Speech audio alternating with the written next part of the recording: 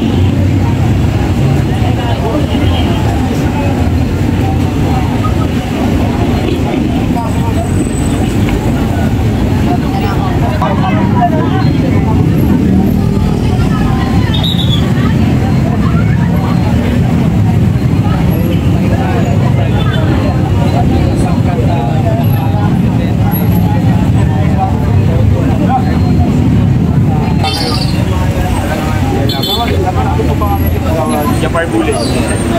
Sa mga gawin. Kaya ngayon, nga sinasabi ko kayo pang 2007, kasi mo pinangakuha ko ng relocation. Hanggang ngayon, wala pa din ikagulong. Kaya nung saan titira yung mga tao namin, diba? Kaya ngayon, kung masisira ulit, paano sila umuwi, saan sila matutulog? Kaya ngayon talaga nilalaman po namin ito. Sana madinig po nila na hinihingi namin na yung relocation yung devolution. At naman po wala kami magagawa kung yun naman talaga yung batas. Pero ang hinihingi po namin yung pangpalit sa mga nasirang bahay. Kagawa nilang po yung nakatira sa anong pamilya po yung nakatira. May okay lang naman ito. Pinakakapagod sa ulong dyan. Ano yung kagawad kapag nabigyan kayo sa labas ng Maynila? Alis pa po kayo? Hindi. Alam mo naman, ito ang capital city ng Mancha. Dito yung kabuhayan.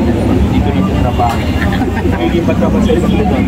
Paano yung mga trabaho nila? Paano nila nag-aaral sa lungsod? So magsisimula ulit sila, di ba? Kung sana mabigyan kami dito sa around area na to ng mga pabahay nila, mas maganda. Pero kung bibigyan kami sa mga urban area na malayo sa syudad, napakasakit yun. Lalo sa mga tao na dito na ako nasana, dito na lumaki. Saka yung mga anak nilang iwan nilang mga pag-aaral nila, edukasyon nila. So yun sana, ang hinihingi namin, yung relocation sana, dito lang din sa lungsod, kasi mahal na ho namin din. Dito na ho kami pinanganak, dito na ho kami lumaki, dito na ho kami mamamatay. Dito na lagi na naman po si General Sukat kasi opo, sana opo, wala namang problema. Ako sa maganda po, opo.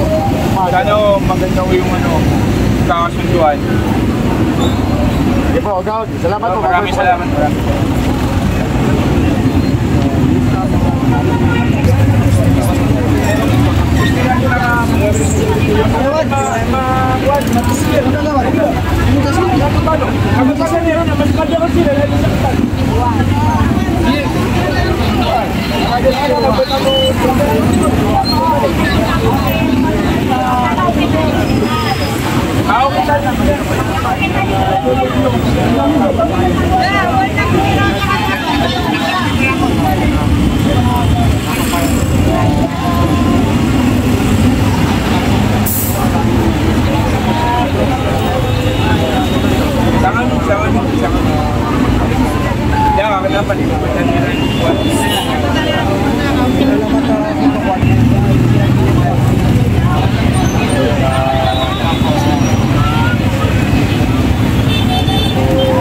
Sa amin lang, nilalaman namin yung munting karapatan na meron kami.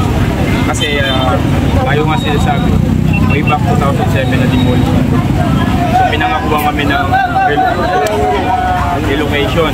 So up until now, Manidemolish kami ulit. Ngayon, di pa naipapatayo. So, ang inihiling po namin, bago kami i-demolish, may relocation. May mga pinatayo naman si mahal natin mayor, si Comorel, na mga condominium. Sana kahit doon man lang, ma-relocate natin yung mga kababayan natin.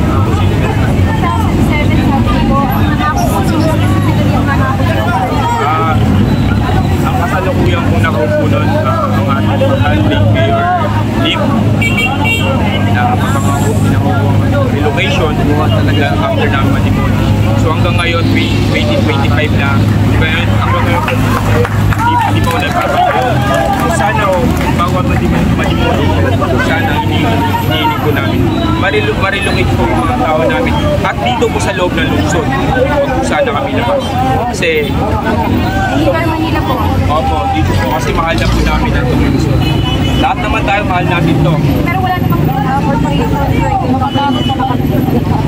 Wala. Ano na po ang balak sa resort dito ba? Ano po ang Final na. After wala akong may sabi ko.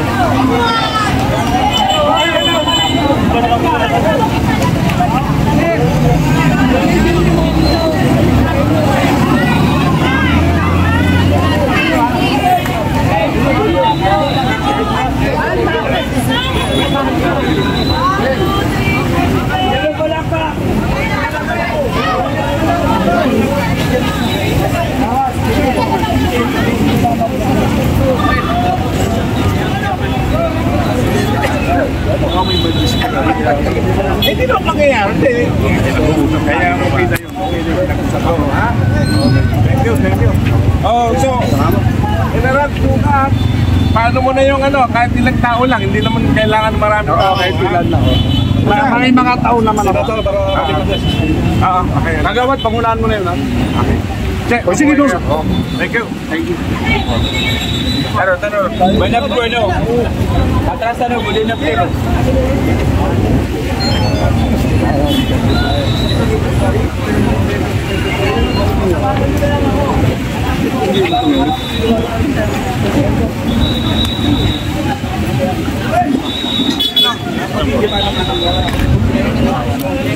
Kasi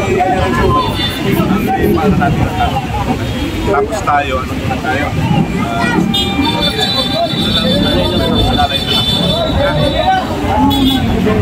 yun na dito sa bungan, yun o. Nagkaano na rin sila nagtulong. Kailangan nila ng tulong namin, nandito lang kami para maiwasan yung alam mo naman ito, atin na kasi itong nag-iba namin, kaya parang time ni Mayor nakasuhan pa kami dito sa puso.